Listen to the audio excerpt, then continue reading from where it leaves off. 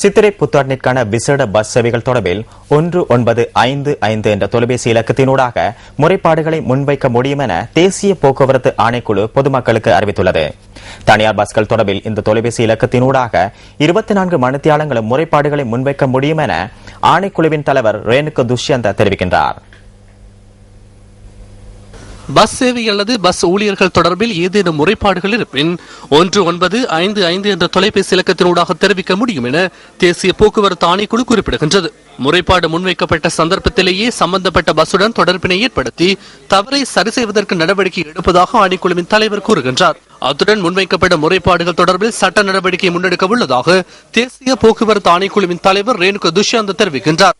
இதேவேளை 011-259-5555 என்ற தொலைபேசி இலக்கத்திற்கும் அழைப்பை ஏற்படுத்தி தனியார் பஸ்கள் தொடர்பான முறைப்பாடுகளை பதிவு செய்ய முடியும் என தேசிய போக்குவரத்து ஆணைக்குழு பொதுமக்களுக்கு அறிவித்துள்ளது.